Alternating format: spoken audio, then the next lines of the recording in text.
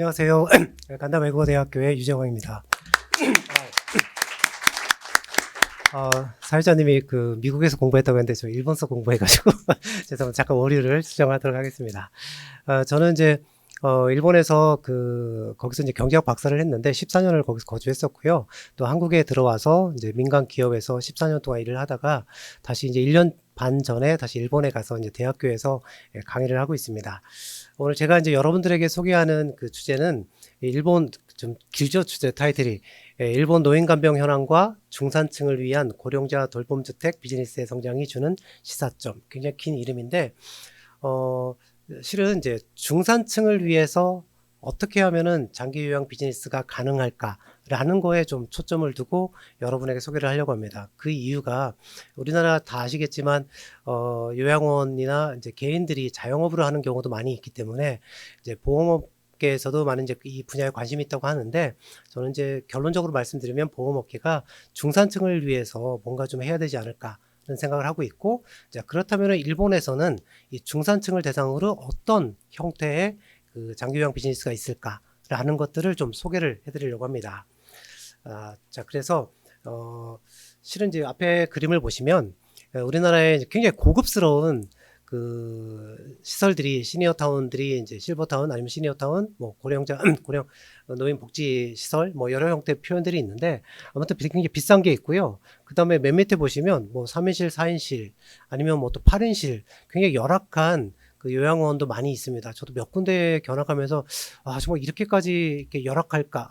물론 굉장히 좋은 곳도 있는데 열악한 곳도 좀 많이 가봤었는데, 그렇다면 이제 중산층은 어떻게 할까? 그러니까 대기업에서 부장으로 아니면 대기업에서 이렇게 정년퇴직하신 분들은 경제적 여력도 있고 또 자기 나름대로의 삶을 나이가 70, 80, 90이 돼도 치매에 걸리지 않는다면은 몸은 뭐 신체적으로 좀 열악하지만 정신은 멀쩡하니까 내가 누리는 원하는 삶을 좀 혼자서 개인 룸에서 보내고 싶은데, 그러면서 좀 서비스를 받고 싶은데 그런 형태는 뭔가 없을까라는 이제 수요가 앞으로 계속 생겨나고 지금도 있고 앞으로 수요가 계속 커진다는 거죠. 이제 그런 부분들이 일본에서는 어떻게 되어 있는지를 좀 소개하는 겁니다. 자, 그래서 실은 이제 여기 가운데 선행연구의 문제점이라는 표현을 썼는데, 우리나라에는 없는 다양한 형태의 그런 고령자 주택이 일본에 있어요. 그러다 보니까 많은 분들이 이제 일본에 출장을 가셔서 이제 보고 와요. 그러면 일본의 요양원은 단어가, 아니면 요양시설, 요양원은 이런 게 있더라. 건강할 때 들어가서 거기서 등급 판정도 받으면 거기서 계속 요양 서비스 받다가 죽을 때가 되면 임종 서비스까지 받더라.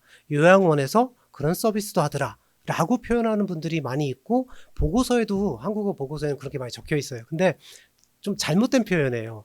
요양원이 아닙니다. 고령자 임대주택이에요. 근데 이제 그런 게 종류가 너무 많아요. 너무 많아서 전체적인 교통 정리를 좀 해드리려고 합니다. 아마 이 강의를 딱 듣고 나시면 일본의 어떤 자료를 어떻게 참고해서 봐야 되겠다라는 게 아마 명확해지실 겁니다. 그래서 좀 출장 가셨을 때 좀 오류를 범하지 않도록 했으면 좋겠습니다. 그래서 제가 이제 전체적인 일본의 형태와 또 어떤 자료를 어떻게 봐야 될지를 좀 말씀을 드리고, 구체적으로 그래서 대표적인 2개 시설이 있는데 앞으로 여러분들이 좀 참고했으면 좋겠다는 시설인데, 그 시설에 실제 운영을 하고 계신 일본인 2분을 이제 친해가지고 저분들이 부탁을 했어요. 한국에서 세미나 하는데 좀 직접 하고 계신 일들을 좀 소개시켜 줄 수 있겠느냐. 굉장히 이제 한국에 자기들이 갖고 있는 지식과 경험들을 이렇게 소개하는 거에 대해서 굉장히 이렇게 긍정적으로 생각하시는 분들이세요. 일본 분 2분이. 그렇기 때문에 나중에 뭐 명함도 교환하시고 많이 여쭤봤으면 좋겠습니다. 그래서 그분들이 저는 교통 정리를 해주고 구체적인 운영 사례를, 저분들이 수익은 어떻게 되고 이런 것들도 한번 소개를 해줄 겁니다. 자, 그래서 구체적인 얘기를 들어가기 전에 간단하게 단어 한두 개만 좀 정리를 했으면 좋겠는데요. 우리나라에서는 노인장기 요양보험이라고 하는데 일본에서는 개호보험이라고 해요. 공적 노인장기 요양보험을. 개호는 보호하는 거에 내가 개입을 해서 보호한다는 뜻이라서 장기요양하고 같은 뜻입니다. 그래서 일본에서는 거의 모든 용어들이 뭐 개호 서비스, 개호 주택, 개호 뭐 무슨 다 개호예요, 단어가. 그래서 그 다음에 이제 우리는 등급 1등급, 2등급, 3등급이라고 하는데 일본에서는 개호가 필요한데 1등급, 2등급, 3등급인데 이거 개호가 필요하다 해서 앞에 필요에 요자를 붙여서 요 개호 1, 2, 3, 4 이렇게 얘기를 합니다. 그래서 요 개호 5가 되면 제일 등급이 높은 거예요. 그래서 조금 더 얘기하다 보면 이런 시설에는 요 개호 3 이상이 들어갈 수 있습니다. 이런 표현 좀 쓸 거예요. 그럴 때 요렇게 우리나라 지금 등급을 얘기하는 거다 이해해 주시면 좋겠고요. 그 다음에 이제 맨 밑에서 두 번째 보면은 여기 이제 요양시설 있고, 우리는 이제 보통 요양원을 얘기하는 건데, 일본은 요양원, 그러니까 요양시설, 요양원이라고 하는 거는, 좀 개호노인 복지시설, 뭐 개호노인 보건시설, 요양형 의료시설, 이렇게 네 가지만 요양시설이라고 합니다. 그래서 개호시설 관련된 일본어로 뭐 검색을 하거나 번역기를 돌려서 이렇게 보시면 대부분 다 개호시설, 우리나라 요양원 개념을 찾으면 이것만 얘기를 해요. 근데 오늘 제가 말씀드리는 거는 이거를 말씀드리는 게 아니라, 요것도 조금은 부연 설명하겠지만, 이 밑에 있는, 주택인데, 임대주택인데, 거기에서 다양한 서비스를 제공하는 이 개호형 유료 노인홈과 서비스 제공형 고령자 주택, 이 두 가지를 여러분에게 중점적으로 소개를 하려고 합니다. 자, 그래서, 다른 거는 괜찮은데, 다른 단어들은 괜찮은데, 요 밑에 부분 요거, 우리나라에 이제 워낙 일본의 시설 종류나 이런 게 많다 보니까, 단어를 서로 얘기하는 게 다른 거예요, 말하는 게. 그래서 좀 공통분모를 만들어 놓지 않으면 말하는 게 서로 엇갈려요. 질문도 엇갈리고. 그래서 일단은 오늘 말씀드린 거는 유료 노인홈하고 서비스 제공형 고령자 주택 이 두 가지를 중점적으로 말씀드릴 건데, 민간이 제공하는 이 두 가지를 포함하는 단어를 오늘 세미나에서는 고령자 돌봄주택이라고 정의를 할게요. 그래서 이제 제가 그냥 두 개를 섞어서 얘기할 때는 고령자 돌봄주택이라고 하도록 하겠습니다. 자, 그래서 여러분들도 회사에서 뭐 이렇게 기획 보고서를 쓰거나 할 때도 일본에 그냥 막 긴 이름들을 다 쓰려면 되게 복잡하기 때문에, 일본의 대표적인 거는 이제 고령자 돌봄주택이 있습니다 라는 식으로 해서 표현하는 게 아마 말하기가 쉬울 거예요. 안 그러면 조금 이따 나오겠지만 정말 종류가 많아서 그걸 하나하나 일본어로 한국식으로 표현해도 좀 이상해요. 됐습니까? 네, 고맙습니다. 네. 자, 그렇다면은 일본의 이제 노인 간병하고 이 고령자 돌봄주택, 그다음에 우리나라로 말하면 요양원, 이런 게 이제 어떻게 되는지 좀 교통 정리를 하겠습니다. 자, 먼저 그럼 고령자가 도대체 얼마나 되느냐? 뭐 자료를 많이 보셨겠지만 오른쪽 좀 봤으면 좋겠어요. 65세 이상이 지금 3,600만 명이에요. 근데 이제 65세에서 74세 정기 고령자가 1,690만 명, 이제 75세 이상이 1,900만 명, 2천만 명 가깝죠. 고령 사회라는 게 고령화가 문제가 된다 많은 얘기를 하는데, 가장 큰 이슈는요, 실은 74세까지는 액티브 시니어라 건강한 분들이 많기 때문에 큰 문제가 안 됩니다. 고령 사회의 가장 큰 이슈는 일본의 경험상 이 75세가 넘어가는 후기 고령자가 많아지는 게 문제예요. 이때부터 거동이 불편해지기 시작하거든요, 통계적으로. 그렇기 때문에 이 후기 고령자가 많아지는 게 문제인데, 일본은 전기 고령자보다도 후기 고령자가 더 많아졌어요. 그렇기 때문에 일본에서 이렇게 난리가 난 겁니다. 일본 사회 전체적으로. 그리고 더 큰 거는 80세 이상이 1235만 명이에요. 서울 인구보다 많습니다. 생각해보세요. 서울, 여기 계신 분들 다 80세 이상, 여의도 바깥에 나갔더니 지하철 뭐 다 80세 이상이에요. 어마어마하지 않아요? 정말 기가 막힙니다. 도대체 이 80세 이상이 어디서 생활하고, 거동이 불편하면 누가 돌보고, 어떤 돈으로 생활하고, 정말 궁금한 게 한두 가지가 아니에요. 저는 이제 그런 고령사 전반적인 연구를 하고 있는데, 아무튼 그러다 보니까 기본적으로 시니어 비즈니스나 아니면 고령자 그런 간병 장기요양 비즈니스가 될 수밖에 없죠. 규모가 크다 보니까. 이제 그런 베이스가 있고요. 자, 그렇다면은 도대체 우리나라 노인 장기요양보험에 등급 인정을 받은 사람은 도대체 몇 명이나 되느냐? 3,600만 명 중에 딱 19%인 690만 명입니다. 계속 제도가 2000년에 일본은 노인 장기요양보험이 도입됐기 때문에 쭉 3배 이상 늘어나서 20% 가까이가 등급 인정을 받고 있습니다. 그렇다면은 이 사람들은 등급을 받고서 어디서 생활하고 있을까가 이제 궁금해지는데, 그러니까 생활 전에 통계를 보면은 우리나라도 마찬가지지만 노인장기요양보험에 재가 서비스랑 이제 시설 서비스, 서비스를 구분하고 있죠. 그거에 대해서 이제 국가 전체 공단에서 비용이 얼마 나갔습니다라는 게 이제 구분이 되는데, 일본에서 봤을 때는 시설 서비스 이용이 131만 명, 전체 690만 명 중에, 그다음에 재가 서비스가 559만 명, 거의 81%. 즉 이것만 보면 재가 서비스를 이용하니까 80%가 다 본인 집에서 서비스를 받고 있다고 착각을 많이 해요. 통계가 이렇게 나와 있으니까. 그래서 굉장히 이제 일본을 좀 아시는 분들은 아마 장기요양 관련된 일본 통계를 보다가 헷갈리는 게 한두 개가 아닐 거예요. 왜냐하면 우리가 생각하는 것과 통계가 좀 다르게 나오고 정부의 인식이 좀 다른 게 되게 많아요. 그래서 굉장히 어렵지 않은 내용인데도 불구하고 되게 어려운데 어쨌든 그래서 서비스 관점에서 봤을 때는 제가 서비스가 560, 80% 이용하고 있다. 그런데 이 제가 서비스의 뚜껑을 열어보면 밑에 보시면 유료 노인홈이 54만 명 현재 지금 생활하시는 분들이 근데 민간이 제공하고 있는 이 유료 노인홈이라는 공식적인 법에서 나온 용어예요, 이게. 그런데 여기에 54만 명이 살고 있는데 이분들은 거기 거주하면서 그냥 서비스를 받는데 제가 서비스에 해당돼요. 그러니까 통계적으로는 제가 서비스에 들어가 있습니다. 그다음에 또 하나 서비스 제공형 고령자 주택도 민간이 지어서 서비스를 다 제공하고 있는데 여기에 계신 분들 27만 명인데 이분들도 제가 서비스의 통계로 잡힙니다.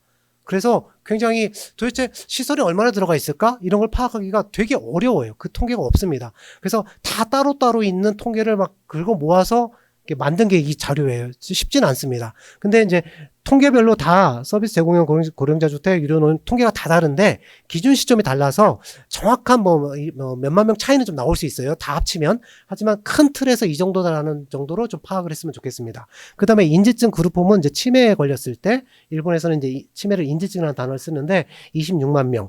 그래서 그 다음에 그 나머지도 시설이 되게 많아요. 그런 거 포함해서 자택 포함해서 452만 명. 요렇게 구분이 됩니다. 제가 서비스 이용자들이. 그렇게 봤을 때 일단은 유료 노인홈, 서비스 제공형 고령자 주택, 인지증 그룹홈 이거 합쳐서 한 120만 명, 110만 명 정도 됐네요. 요렇게 이제 즉 그러면 우리가 얘기하는 요양원, 한국에서 얘기하는 요양원은 여기 맨 위에 있는 시설 서비스 있죠. 131만 명. 우리나라에서 얘기하는 요양원은 이것만 해당됩니다. 일본에서 개호시설이라고 하면 다 이것만 얘기해요. 그렇기 때문에 여기 있는 분들을 여기를 견학하고 오셔가지고 여기 얘기를 하시는 분들이 많아요. 보고서에도 한국어에 그런 게 되게 많습니다. 굉장히 조심을 해야 되죠. 자, 그렇다면은 조금 더 이제 구체적인 얘기를 들어가도록 하겠습니다. 이게 뭐 일부러 번역 안 했는데 일본의 시설 이름들이에요. 그러니까 주택이라든지 고령자들이 입소해서 생활하고 있는 시설 종류들이에요. 굉장히 많죠. 너무 많아서 정말로 그 이름도 뭐 요양, 케어, 돌봄 이런 일본식 표현 다 들어가 있어요. 그래서 어떻게 번역하느냐 이게 말할 때마다 헷갈려요. 오죽했으면 일본 내에서도 너무 복잡하다고 비판을 하고 있어요. 일본 내부에서도. 그리고 또 그럼 왜 이렇게 복잡해졌느냐? 과거에 어떤 제도를 만들었는데 거기서 여러 가지 이제 노인이 돌아가셨다든지 무슨 문제가 생겼다. 그러면 그거를 해결하기 위해서 새로운 제도를 또 개선하면서 새로운 형태를 만들었으면 기존 거랑 뭔가 다르니까 명칭을 만들어야 돼요. 그렇다고 또 다른 명칭을 만들어. 그런 식으로 하다 보니까 그 다음에 노인장기 요양보험은 일본에서 3년 단위로 수가를 개정하면서 제도도 바꾸거든요. 그러다 보니까 바뀔 때마다 계속 새로운 게 생겨나고 이래서 정말 일본의 여러분 자료를 보실 때 과거 자료를 보시면 다 옛날 거예요. 3년 전 거는.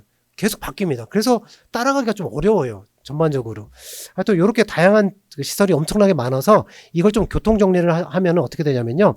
맨 위에 있는 요게 우리나라에서 말하는 그 요양원이에요. 이 4개 시설만 4개 시설만. 그래서 요거는 지금 입소하고 있는 게 아까는 이제 130만 말씀드렸지만은 요거는 아마 2020년 기준이기 때문에 좀 숫자가 좀 다른데 어쨌든 100만 명 정도가 요게 요양원 같은 개념이 여기에 이제 다 거주하시는 거고 이거는 개인들 민간이 참여할 수가 없어요. 사회복지법인이나 아니면은 의료법인만 참여할 수가 있습니다. 민간은 절대 여기에 개입할 수가 없어요. 그러니까 준 공공시설입니다. 그리고 서민들이 많이 여기 생활을 하고 있어요. 자, 그 다음에 지방자치단체가 직접 지어서 조금 이제 저렴하게 해서 우리나라 치면 뭐 주택까지 공공임대라든지 이런 이제 우리나라 주택이 있는데 그게 이제 어르신용 공공임대 주택 이렇게 이미지 생각하시면 됩니다. 이제 그런 거에 또 이렇게 살고 계시고요. 그러나 이제 규모는 18만 명, 19만 명 그렇게 많지는 않죠. 그 다음에 이제 민간이 제공하는 게 유료 노인홈하고 서비스 제공형 고령자 주택, 그 다음에 그룹홈, 이제 분양형도 있는데 분양형은 거의 없어요. 우리나라도 분양형을 만들었다가 이제 제도를 아예 없앴는데 당연해요. 왜냐면 아니 그 분양형 분양을 했다가 내가 이제 중간에 죽었어요. 80 넘어서. 그러면 60세 이상만 거기에 들어갈 수 있다고 하면 그 누구한테 팔아요, 그거를. 그렇기 때문에 실은 이 고령자 돌봄 주택이라는 거는 이렇게 분양 자체가 실은 논리적으로 이렇게 맞지가 않습니다. 어쨌든 일본도 거의 없어요. 그래서 옛날에 했다가 다 없어지는 겁니다. 어쨌든 여기서 강조하고 싶은 거는 민간이 제공하는 주택 중에 여러 종류가 되게 많이 있지만 대표적인 거는 유료 노인홈하고 서비스 제공형 고령자 주택 두 가지가 가장 많다. 가장 많고 그 다음에 이제 근데 이 유료 노인홈 안에도 개호형, 주택형, 건강형, 미등록 정말 짜증나요. 정말 그 자료 보다 보면 정말 미쳐버립니다. 저도 이 자료 하여튼 숫자 하나 다 찾기도 힘들고요. 그래서 번역기 돌리면 다 비슷비슷하게 나오기 때문에 굉장히 오류를 범하기 쉽습니다. 그래서 꼭 일본어 아시는 분이 제대로 조사를 하는 게 좋습니다. 어쨌든 그래서 이 두 가지가 있어도 오늘은 이 유료 노인홈하고 서비스 제공형 고령자 주택을 중심으로 말씀을 드릴게요. 자, 그런데 그럼 입소해서 한 달 생활비가 어느 정도 되느냐? 그러니까 일본에는 정말로 시설 주택이 너무 많다 보니까 그것만을 전문적으로 중개하는 중개 사이트라든지 중개 회사가 있어요. 그래서 한 5만 2천 개 정도를 중개하는 회사가 있는데 그 회사의 데이터베이스에 그 가격을 소개한 건데 이게 전부 맞지는 않아요. 다른 뭐 더 많은 시설들이 있기 때문에 가격대가 더 클 수도 있는데 기본적으로 뭐 위에 있는 것들은 약간 이제 준공적인 약간 그런 거라서 가격이 뭐 4만 8천 엔부터 있고, 그러니까 특히 이게 이제 우리나라에 치면 요양원 같은 건데 거의 10만 엔 미만이 많습니다. 대부분. 근데 그렇고 밑에 가면은 여기에 이제 아까 말씀드렸던 민간이 제공하는 것들인데 이거는 이제 30만 엔까지도 있고 뭐 15만 엔, 13만. 그러니까 우리나라 돈면은 한 150만 원에서 300만 원 사이 내는 그 정도 내는 시설들이 이제 많이 있습니다. 그러니까 요 데이터도 그냥 참고용으로만 활용 부탁합니다. 여러분 졸지 말라고 계속 깜빡깜빡 해주는 것 같습니다. 자, 그래서, 자, 여기에서 이제 이 그래프가 굉장히 중요한데요. 왜 그러냐면, 이제 여기 밑에가 이제 자립한 이제 고령자들, 그 다음에 요거는, 우리나라 이제 요 개호라는 게 이제 우리나라처럼 등급 1등급, 2등급, 3등급, 그 전 단계 예방 서비스를 받을 수 있는 요 지원이라는 등급도 있어요.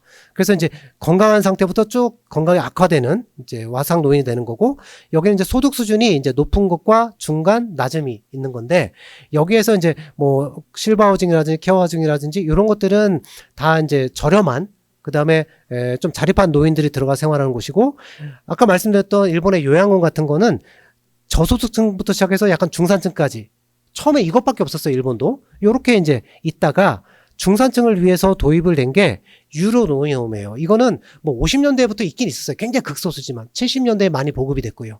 70년대부터 보급이 되는데 거기에 선도적인 역할을 했던 게 오늘 제 뒤에 발표하실 이제 원호 이사님이 70년대부터 이 시설을 마저 50년 동안 운영하고 있어요. 그래서 아마 많은 노하우를 갖고 계신데 이거는 우리나라 치면 지금 현재 이제 고급형 그 시설들 장기요양보험이 적용 안 되는 이제 그런 시설들입니다. 하지만 일본은 이것도 노인 장기요양보험이 적용이 되는데 어떻게 왜 되는지는 조금 더 말씀드릴게요. 이게 좀 복잡합니다. 어쨌든 요게 이제 중산층에부터 부유층까지 쓰고 있는데 여기에 새로 2011년부터 도입이 된 게 서비스 제공형 고령자 주택이에요. 완전히 이제 중산층을 위한 시설입니다. 그렇기 때문에 요 두 가지를 아마 앞으로 민간 입장에서는 참고를 해서 비즈니스 모델을 만들어 가야 되지 않을까 생각을 하고 있습니다.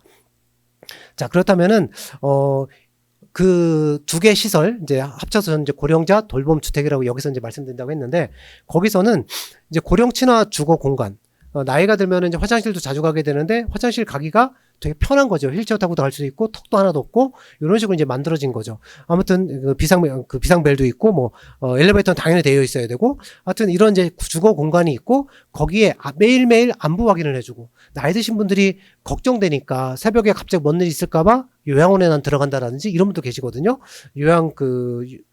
요양병원에 요양원은 등급이 안 되니까 안 되지만 갑자기 요양병원에 입원해서 혼자 있으면 무서우니까 가고 싶다 이런 분들도 있는데 어쨌든 매일매일 안부 확인을 해주고 생활에 관련된 상담도 받고 식사도 새끼 제공해주고 가사 지원도 해주고 그 다음에 여기에 등급 판정을 받으면 간병 서비스도 해주고 간호사가 있어서 의료 서비스 간단한 것도 해주고 나중에 죽으면 임종 서비스까지 이 서비스를 다 제공하는 형태로 처음부터 일본은 또 그랬던 게 아니라 점점 진화되어 가면서 지금은 이 세 가지를 다 제공해 주는 게 이 유료 노인홈과 서비스 제공형 고령자 주택인데 요것 중에서도 막 세부적으로 여러 가지 종류가 있다고 했잖아요. 되는 게 있고 안 되는 게 있고 하여튼 그렇습니다. 그러나 기본적으로 이렇게 다 제공을 하고 있다.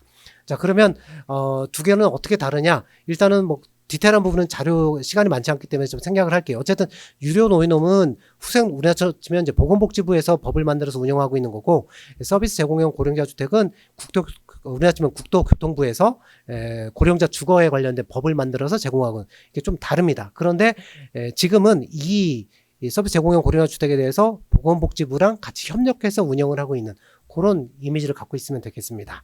일단 디테일한 건 좀 생각을 할게요. 자료 참고하시기로 하고요. 자, 그렇다면은 일본에서 이 비즈니스가 성장하고 있느냐 어떠냐 그걸 보여드리도록 하겠습니다.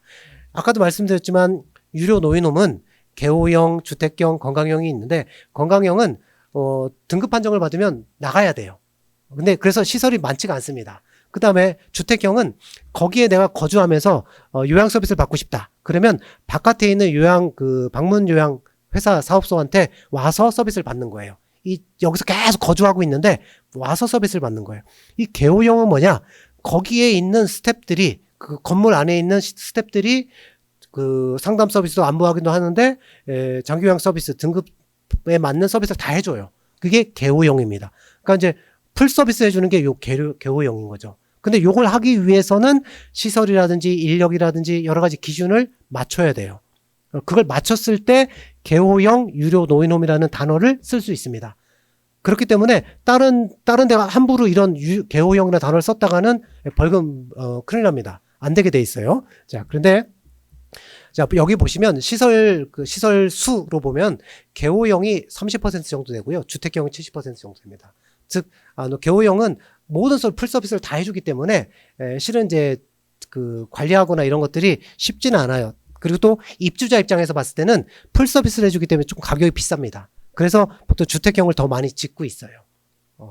자, 그리고 그 다음에 개호형과 이제 주택형에 대해서 또 세부적으로 그 어떻게 인력 기준하고 뭐 어떻게 돼 있고 디테일한 거 막 적혀 있는데 요거는 그냥 참고로 좀 보셨으면 좋겠고요. 그러니까 개념만 알고 나면 그 다음부터는 뭘 찾아서 봐야 될지 여러분 아시기 때문에 요거는 이제 생략을 하도록 하겠습니다. 자, 그렇게 봤을 때 유료 노인홈 중에 보시면 추이를 아까는 그냥 현재 이렇다 70% 이렇게 말씀드렸지만 주택형이 꾸준히 이렇게 늘고 있어요. 개호형은 크게 늘지 않고 있어요. 왜 그러냐면 이 개호형은 총량 규제라고 해서 시설을 너무 많이 지으면 나중에 이제 고령자들이 일본 베이비붐 세대가 지금 계속 늘고 있지만 일정 시간 20년인가 좀 지나면 일본은 이제 줄기 시작해요. 고령자가. 이제 우리보다 20년이나 고령화가 앞서가다 보니까 일정 기간 지나면 고령자가 이제 줄기 시작해요. 그렇기 때문에 너무 많은 시설을 만들어 놓으면 다 쓸모없는 시설이 돼버립니다. 그렇기 때문에 이제 총량 규제를 하고 있어요. 그렇기 때문에 이 개호형은 많이 늘지가 않고 있고 이 주택형이 이렇게 늘고 있는 겁니다. 민간 사업자들이 이걸 늘리고 있는 거죠. 그런데 이걸 늘려도 잘 생각해 나중에 또 뒤에서 언급하겠지만 6층짜리 건물을 지어요. 그런데 1층에다가 방문 요양 사업소랑 그 다음에 데이 서비스를 1층에다 만들어 놓는 거예요. 1층에서 엘리베이터 올라가서 서비스 해주는 거예요. 그렇게 만들면 내가 회사에서 시설도 만들어 운영하고 또 자회사로 방문 요양 서비스 회사를 만들어서 1층에 놔두는 거예요. 그렇게 해서 서비스를 하게 되면 포괄 서비스 가능하잖아요. 그런 식으로 이제 해서 이 주택형을 이용을 많이 하고 있습니다. 자, 그 다음에 참고로 좀 전원형으로 시외에 멋있게 지어서 운영하는 그런 케이스가 제 뒤에 발표하시는 이제 오노 이사님 발표하시는 거기서 운영하는 시설인데 이제 도쿄 근처에 있는 시설이고요. 이거는 이제 교토에 있는 시설인데 정말 훌륭한 시설입니다. 이건 약간 전원형이고 그렇다면 도심에서는 있느냐? 예, 도심 한복판에도 오늘 아침에는 뭐 정말 그 강남 같은 그런 곳에 강남구 같은 곳에 이런 건물을 지어가지고 이 안에는 굉장히 고급스럽게 지어서 여기에서 다양한 서비스를 입주해서 죽을 때까지 여기서 서비스 다 받는 그런 시설이 있습니다. 그래서 점점점 이제 민간이 시설이 많이 지어놨기 때문에 이제는 도심형의 약간 프리미엄형을 많이 이렇게 짓는 추세가 최근의 트렌드로 보이고 있습니다. 자, 그 다음에는 이제 서비스 제공형 고령자 주택을 말씀드릴게요. 요거는, 일단은 기본적으로 그 임대주택입니다. 임대주택이고 매달 월세를 내는 거예요. 근데 거기에 추가적으로 식사를 다 제공하고, 그러니까 기본적으로 최소한 이 법에서는 어르신들이, 자녀도 없고, 뭐 독거노인도 있고 아니면은 부부 둘만 살고 있는데 갑자기 고독사를 해도 누가 아무도 물어보지도 않는 거예요.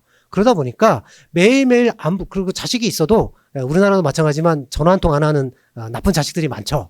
예, 뜨끔하신 분들 많죠. 아무튼 그래서 그러다 보니까 매일매일 안부 확인을 하는 게 굉장히 중요해요. 어르신들은. 그래서 이 안부 확인 서비스가 무조건 들어가 있어야 돼요. 이거는 그냥 생활 상담하고. 그래서 직원이 있어서 사회복지사 같은 분 한 분이 있어서 24시간 대응하면서 맨날 안부 확인을 해줍니다. 이게 조건이에요. 그런데 거기에 식사를 제공하거나 다른 서비스를 옵션을 해도 돼요. 그렇기 때문에 점점 이것도 진화를 하고 있는 거죠. 그래서 점점 유료 노인홈하고 차별이 안 될 정도로 비슷해져 가고 있어요. 이 서비스 제공형 고령자 주택. 그러니까 일본에 나이 드신 일반인들은 시설을 갔을 때 일본 사람들조차도 이 시설이 유료 노인홈인지 서비스 제공형 고령자 주택인지 몰라요. 나중에 잘 설명도 계약할 때 이제 겨우 그래서 굉장히 설득을 시키려고 이렇게 설명을 잘 합니다. 왜냐하면 잘못된 계약을 하면 큰일 나기 때문에. 자, 그래서 이 시설이 지금 보시면 2011년에 법을 만들어서 그전에도 실은 유사한 다른 여러 가지 주택이 있었어요. 한 세 종류가 있었는데 법을 만들면서 서비스 제공형 주택이라 고령자 주택이라는 하나의 단어로 통일시켰어요. 그러다 보니까 이 안에도 디테일한 막 있는데 그런 거 다 무시하시고 일단 서비스 제공형 고령자 주택. 그래서 지금 8,000동 건물 수 건수로 보면 8,000동이고 입주자는 이제 정원수로는 28만 명 이렇게 쭉 늘고 있죠. 이거 다 민간들이 다 제공하고 있는 겁니다. 여기 보시면 누가 이걸 제공하고 있느냐? 주식회사가 64%예요. 대부분 다 개인이 아니라 개인도 이쪽 거의 없어요. 다 민간 회사들이 제공하고 있습니다. 하고 있고, 자, 그 다음에 아까 말씀드렸지만 안부 확인하고 생활 상담은 100%. 당연히 이거를 건물을 지어서 인허가를 받으려면 당연히 이 서비스를 해야 되고, 그 다음에 식사 제공도 96%를 하고 있어요. 그 다음에 이제 건강 유지 및 증진, 그다음에 조리, 지원, 목욕 이런 서비스도 하는 데가 점점 이제 많아지고 있는 추세입니다. 자, 그래서 아까도 말씀드렸지만 건물 안에 아니면 건물 바로 옆에 건물에 그냥 방문 여기 데이 서비스나 아니면 노인 유치원 데이 서비스나 아니면 방문 요양해 주는 거 아니면 이제 방문 간호라든지 이런 것들을 옆에다 같이 설치를 하는 거예요. 그런 식으로도 많이 운영을 하고 있습니다. 다만 일본에서 이제 그렇게 하다 보니까 문제가 뭐냐? 그 건물 안에 방문 요양, 방문 간호 사업소가 있어서 서비스를 제공한 사람들 봤더니 여러분 다 아시겠지만 우리나라도 1등급, 2등급 등급별로 한 달에 얼마 이용할 수 있다 금액이 있잖아요. 그걸 풀로 쓰는 분도 있고 좀 적게 쓰는 분도 있어요. 일본도 그렇거든요. 그런데 적게 쓰는 분들이 많았는데 유독 그 시설이 같이 있는 곳에 보면 100% 다 쓰고 있어요. 당연하죠. 돈 벌어야 되니까. 그래서 그런 경우는 수가에서 약간 비용을 약간 몇 퍼센트 감산시켜 줍니다. 그렇게 이제 그런 문제가 생기다 보니까 이제 정부 항상 3년 단위로 법 개정할 때마다 문제가 생기면 땜빵 생기고 문제가 생기면 땜빵. 일본도 계속 그렇게 하고 있습니다. 자, 그 다음에 자, 현재 그러면 서비스 제공형 고령자 주택에는 현재 입주하고 있는 분들의 평균 연령은 일단 입주하시는 분들은 75세 이상이 90%지만 평균 연령은 84세예요. 그래서 그 중에는 이제 건강한 분도 있고 아니면 좀 건강이 안 좋은 분들도 있고. 그래서 평균 월 납부액은 10만 원이라고 적혀 있는데 이게 이제 전국 평균이기 때문에 그래요. 지방에도 있고, 예를 들면 뭐, 부산이나 천안에도 있을 수 있고, 서울에도 있을 수 있고, 그러니까 서울에 있는 건 더 비싸겠죠. 당연히 땅값이 비싸니까. 그래서 여기에는, 이 금액에는, 그럼 매달 내가 요양 서비스를 받으면 본인 부담금이 있잖아요. 우리는 20% 내는, 아니면 이제, 제가 서비스 같은 경우는 15%를 내는데, 일본 같은 경우는 10%를 내요. 물론 이제 소득이 많아지면 20%, 30%까지 일단 소득이 많은 사람들은 많이 부담하도록 이제 바꿨어요, 일본은. 어쨌든 대부분의 사람들은 10%를 부담합니다. 그 10% 비용은 여기서 제외돼 있어요. 그래서 이제 통계를 볼 때 되게 조심해야 돼요. 그 부분도. 정말 내는 게 이게 단가? 아니죠. 이거에다가 이제 요양 서비스 받는 비용, 자기 본인 부담금 한 2, 3만 원이나 또 내야 되고, 거기에다 혹시라도 내가 만약에 여기에 이제 기저귀라든지 이발비라든지 다른 것들은 또 비용 또 추가로 되는 겁니다. 자, 그 다음에 실질적으로 요거는 이제 마지막에 발표하시는 이제 손보 케어에서도 오셨는데 거기에서 도심에서 실제로 운영하고 있는 건데 정말 여기 보시면 1층에 있고 2층이 있고 3층에서 6층이 있는데 고령자 서비스 제공형 고령자 주택이거든요. 도심 한복판에 있는 거예요. 굉장히 좀 부자가 살고 있는 동네인데 여기 2층에는 3층부터는 건강하신 분들이 다 살고 있어요. 그러다가 이제 등급 판정 받고 몸이 안 좋아지잖아요. 2층으로 방을 옮기세요. 그래서 2층에서는 간호사랑 요양보호사들이 쫙 있습니다. 그래서 여기서 서비스를 받다가 계속 받는 거예요. 그래서 1층에는 식당이 있어서 다 같이 밥을 먹고, 그다음에 컨시어지 서비스 같은 게 있어가지고 택시 예약도 뭐 전화가 걸면 다 해주고 뭐 이것저것. 건강하신 분들은 여기 1층에서 뭐 차도 마시고 여러 가지 취미 활동할 수 있는 것도 많이 갖춰져 있습니다. 그래서 이런 식으로도 비즈니스 전개가 가능하다는 거를 일본에서 이렇게 하고 있다는 걸 말씀을 드리고요. 자, 그렇다면은 그러면 이런 서비스 제공형 고령자 주택과 개호형 유료 노인홈 이런 민간 시설을 지은 이런 건물들이 노인장기 요양보험의 급여를 받으려면 어떻게 하는지 그 부분을 좀 말씀드릴게요. 저도 이거를 옛날에 이제 이해하는데 되게 시간이 많이 걸렸어요. 되게 누구도 얘기를 잘 안 해줘가지고 되게 헷갈렸는데 왜 그러냐면 기본적으로 이제 시설이 있으면 우리나라 같은 경우는 이제 고급 시설이 있으면 이제 등급을 받던 어쨌든 이제 아무런 장기 요양보험의 혜택을 못 받는데 일본은 이제 그런 개념이 아니라 이제 노인 장기 요양보험에서 특정 시설로 인정을 받으면 특정 시설 이라고. 그래서 조건이 있어요. 여러 가지 이제 조건이 있어. 인력, 뭐 설비, 뭐 여러 가지 조건들이 있어서 특정 시설로 승인을 받으면 그 시설에서 있는 등급을 받은 분들이 거기 거주하게 되면은 그분들한테는 급여 명칭이 여기 오른쪽에 보시면 죄송합니다. 특정 시설 입주자 생활 교육, 굉장히 긴 단어가 있는데 이 명칭의 급여를 받아요. 그래서 이 단어가 정말 일본어도 되게 길고 이런 용어들이 그 노인장기요양보험에는 뭔가 어떤 정부 입장에서는 이것과 이것 구별을 해야 되기 때문에 단어를 계속 새로 만들어내요. 그러다 보니까 특정시설 입주자 생활교우라는 말도 안 되는 이상한 단어를 만들어서 이게 급여 명칭이에요. 그래서 민간시설 중에 아까 주택형 같은 경우에는 한 명이 들어갔다고 해서 바깥에 있는 거를 이용하는 거지만 아까 개호형 유료 노인홈 이런 것들은 그 안에 있으면 인당 세트로 얼마, 우리 요양원에 가면은 40만 원 이렇게 주거비랑 그다음에 이게 다 세트로 그냥 서비스가 돼 있잖아요. 그 세트로 받는 게 이 특정시설 입주자 생활 개호라는 개념이에요. 그래서 그 시설에 그러니까 100명이 있는데 10명만 등급을 받아서 그렇다. 그러면 그 10명에 해당되는 것만 특정 생활 입주자 생활 개호를 받는 겁니다. 나머지 분들은 그냥 제가 서비스 받는 거고요. 이제 그렇게 해서 그 특정 시설에 대한 조건들 이건 여기 써 있는 거 참고하시면 되고요. 자, 그런데 이제 여기서 또 헷갈리는 게 있어요. 막 자료를 보다 보면 이제 막 미치려고 하는 단계가 여기 단계인데 왜 그러냐면 서비스 제공형 고령자 주택인데 뭔가 여기서 이게 특정시설 입주자 생활 개호이고 유료 노인홈인데 특정시설 입주자 생활 개호고 어디는 갔더니 우리는 그게 아니라고 그러고 막 여러 가지 말들이 되게 많아요. 그래서 시설을 방문했을 때도 어떤 개념이냐면요. 일단 요거 큰 거 있죠. 요거. 요 박스. 이게 전체 유료 노인홈입니다. 요게 전체가. 그런데 서비스 제공형 고령자 주택이라는 거는 이제 8,000동이 있어 이렇게 있는데 서비스 제공형 고령자 주택 중에 식사를 제공하고 뭐 이렇게 서비스를 제공하고 몇 가지 서비스를 제공하면 유료 노인홈으로 간주한다라고 되어 있어요. 그러다 보니까 이 겹친 부분이 있죠. 이 부분은 서비스 제공형 고령자 주택이면서 유료 노인홈인 거예요. 그러다 보니까 어떤 자료를 보면 이것도 있고 저것도 있고 막 헷갈리게 되어 있는 거예요. 자, 그 다음에 그러면 유료 노인홈 중에 주택형도 있고 뭐 개호형 여러 가지가 있는데 그 중에 특정 시설로 인정을 받은 것만 특정시설 입주자 생활개호라는 급여를 받을 수가 있습니다. 그리고 이 특정시설이라고 인정을 받은 곳만 개호형 유료 노인홈이라고 말을 쓸 수 있는 거예요. 그러다 보니까 이 세 가지 유료 노인홈과 서비스 제공형 고령자 주택이 겹치는 교집합 요 부분 요것만 특정시설 입주자 생활개호이고 이 시설만 아무리 고급 시설이라 할지라도 노인장기요양보험에 적용을 받는 거예요. 이렇게 구조가 되어 있습니다.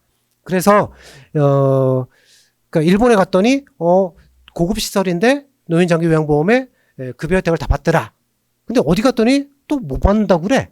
이런 거는 이거를 그러니까 특정 시설로 인정을 받았냐 안 받았냐라는 차이입니다. 그렇게 보시면 전체적으로 보면 교집합을 봤을 때 이제 5,000동 정도 있고 이거에 대해서는 총량 규제를 하고 있어요.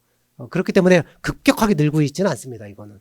그래서 우리나라에도 이렇게 이런 제도가 도입이 돼야 된다고 생각을 해요. 왜냐하면 노인장기요양보험료 계속 냈잖아요. 냈는데 왜 못 받아요? 그렇기 때문에 이 부분에 대해서도 우리나라도 뭔가 좀 생각을 해야 된다. 그리고 자, 그다음에요. 어쨌든 특정 시설도 뭐 급격하게 늘어난 건 아닌데 이제 뭐 3,600에서 그러니까 10년 사이에 이 정도 이렇게 늘어났다. 근데 입주자도 이렇게 늘고는 있다. 있고 자, 그다음에 특정 시설을 갖다가 이제 신규로 개설한 게 11년 정도. 즉 옛날에 지었던 것들은 규정이 특정 시설로 인정을 해야 되기 때문에 시설이 거기에 대응하지 못하는 경우도 있거든요. 그렇기 때문에 새로 짓는 것들은 이제 승인을 받아서 하기 때문에 평균 이제 11년 정도 됐고요. 그 다음에 입주 자격에 뭐 그래서 등급을 받아야만 입주할 수 있다. 아니면 여러 가지가 있는데 뭐 건강에도 좋고 등급을 받아도 좋고 뭐 상관없다. 이런 데가 이제 50%가 됩니다. 그리고 이제 등급을 받아야만 들어갈 수 있는 데가 35% 되고요. 자, 그 다음에 네, 자 특정 시설 이제 운영 주체를 보시면 주식회사가 거의 80%예요. 즉 민간이 이거를 담당을 하고 있습니다. 자, 그 다음에 특정 시설의 현황을 보면 이것도 이제 통계가 있긴 한 이제 전국 평균이기 때문에 기본적으로 한 정원이 한 60명 정도라고 생각하시면 됩니다. 정원이 한 60명인데 입주율은 90% 정도. 그래서 어쨌든 결과적으로는 그 한 60명 정도 규모에서 한 그 90% 입주율이 돼 있고, 거의 제가 가본 데는 거의 95% 입주율인 데가 대부분 많아요. 그렇기 때문에 충분히 비즈니스로 성립이 되고 있는 겁니다. 근데 비용은 특정 시설이 약간 풀 서비스를 해주기 때문에 25만엔, 그 다음에 아까 얘기했던 주택형은 이제 외부에서 와서 해주는 거기 때문에 좀 저렴하죠. 전국 평균입니다. 그 다음에 서비스 제공형 고령자 주택도 14만원 정도. 즉 기본적으로 요거에다가 여기에 이제 특히 여기 주택형하고 서비스 제공형은 이제 요양 서비스 방문 요양으로 와주는 거기 때문에 추가 요금이 또 이제 들어가요. 그 돈이 여기 포함 안 돼 있습니다. 기본적으로 한 20만엔, 200만원 정도를 부담하는 시설이 일본에 많다. 이렇게 이해하시면 됩니다. 그렇게 따지면 우리나라에서도 200만원, 300만원 정도 내면서 생활하는 고령자를, 그 중산층을 위한 그런 것들은 충분히 저는 가능하지 않을까 생각을 합니다. 일단 한국도 결과적으로는 75세 이상 그 후기 고령자가 늘어난다는 거에 좀 관심을 가질 필요가 있습니다. 그래서 2037년 되면 우리나라도, 그러니까 14년 뒤에요. 벌써 이제 후기 고령자가 정기 고령자보다 더 많아지거든요. 이제 그런 현상이 나타나기 때문에, 그리고 2044년 되면은 후기 고령자만 1,000만 명이에요. 고령자가 아니라 후기 고령자만 1,000만 명. 그렇기 때문에 지금부터 관련 법, 제도나 이런 걸 만들어서 좀 준비를 해서 이렇게 시설을 만들어가서 그런 운영 노하우도 축적해 나가면 나중에 이제 굉장히 확대를 할 수 있는 그런 게 되지 않을까 생각을 하고 있고요. 자, 그 다음에 밑에 그 슬라이드 40 밑에 보시면 이것도 뭐 재가급여 수급자들에게 물어봤어요. 건강 악화되면은 어디서 돌볼 거냐? 그러니까 요양시설 40%, 그다음에 현재 지급의 30% 있는데, 결국은 또 요양병원이 25%, 또 아니 그 옆에 또 보면은 현재 그 시설에 계신데 건강이 좋아지면은 집으로 모시겠습니까? 아니요, 75%. 지금 우리의 자화상이죠, 이거 진짜. 근데 그렇기 때문에 뭔가는, 그러니까 요양원이 아닌데 뭔가는 좀 시설이 있어야 돼요. 뭔가는. 그 뭔가가 제가 말씀드렸던 고령자 돌봄 주택이지 않을까 생각을 하고 있고, 오른쪽 페이지를 보시면 위에 부분에 고령 그 박스가 이제 4개가 있는데, 고령 친화 주거 공간이 있고 거기에 안부 확인. 그래서 이런 시설도 있어야 되고, 또 하나는 그런 그 좋은 주거 공간에다가 안부 확인을 해주는데 새끼 식사를 제공해줘. 이건 여성분들이 너무너무 좋아하거든요. 그죠? 나이 들어서도 새끼 챙긴다는 게 얼마나 힘든지 제 아내한테 계속 얘기를 많이 듣고 있거든요. 아무튼 그래서 그 다음에 주거 공간과 안부 확인, 식사 제공, 거기다가 24시간 간병 서비스 제공. 즉 이런 법적인 어떤 인프라를 만들어서 이런 것들을 다양하게 좀 만들어서 선택해서 들어가서 입주할 수 있도록. 그리고 맨 마지막에 보면은 주거 공간도 돼 있고 안부 확인도 해주고 식사도 하고 그 24시간 간병 서비스도 해주는데 임종 서비스까지.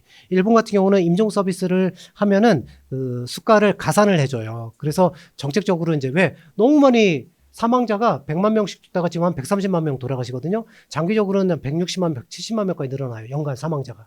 그러면 병원에서 다 그걸 감당을 못해요. 집에서, 아파트에서 돌아가시면 다 싫어하잖아요. 그렇기 때문에 어딘가에서 돌아가셔야 되기 때문에, 그래서 이제 아예 그런 고령자 돌봄 주택에서도 그 임용 서비스를 제공하면 플러스 이제 가산점을 줘서 돈을 더 주는 거죠. 그렇게 유도를 하고 있어서 많은 곳에서 제공을 해주고 있습니다. 우리나라에도 이런 거 이제 필요하지 않을까 생각을 하고 있고, 그런 면에서 이제 그 자료 밑에 보시면 일본의 이제 고령자 돌봄 주택이 우리나라 이제 중산층을 위한 좋은 사례이지 않을까. 이제 그러기 위해서는 지금의 법적 구조라든지 이런 걸로는 불가능하기 때문에 다음 페이지에 있는데 이제 새롭게 좀 그 인프라를 만들 필요가 있는데, 저는 이제 보험업계가 비즈니스도 비즈니스지만 이렇게 초고령 사회가 되어가서 사회적 돌봄에 대한 좀 보험업계도 좀 기여를 해야 되지 않을까. 특히 이제 우리가 건강하고 이럴 때에 여러 가지 사건, 사고, 질병에 대한 도움을 주기 위해 이제 개인의 리스크를 대비하는 이제 보험의 역할인데, 그것만이 아니라 이제 거동이 불편해졌을 때 죽음까지도 삶 전체를 동반하는 그런 서비스를 보험업계가 같이 제공해주면 어떨까 하는 생각을 하고 있고요. 특히 이 보험업계 특징이 이제 규제 산업이다 보니까 규제 잘 이렇게 대응을 잘 하잖아요. 그렇기 때문에 이쪽도 새로운 이제 규제를 만들거나 이런 새로운 제도를 인프라를 만들 때 보험업계가 좀 주도적으로 만들면 어떨까 그런 생각을 하고 있고, 그 다음에 결국은 그 돌보는 사람들은 요양보호사 다 사람입니다. 그렇게 사람이 굉장히 중요한데 보험업계가 또 사람 관리는 또 최고잖아요. 어느 회사를 가든지 연수센터 다 있고 집에서 이렇게 가사를 하던 분들을 모셔와서 보험 설계사로 얼마나 철저하게 교육을 시켜서 전문가로 키워내고 있습니까? 이제 그런 노하우들이 요양보호사 육성에도 굉장히 할 수 있고 또 전국에서 요양보호사가 뭐 몇십만 명이 활동을 하고 있잖아요. 그분들이 내가 시설을 지었을 때 얼마든지 홍보를 할 수 있고 그 다음에 얼마든지 입주자 모집하는데 큰 그 마케팅 역할을 해줄 수 있잖아요. 그렇기 때문에 시너지 효과도 크지 않을까 생각을 합니다. 그런 면에서 보험업계가 좀 적극적으로 관여를 하면 어떨까라는 생각을 하면서 마치도록 하겠습니다. 감사합니다.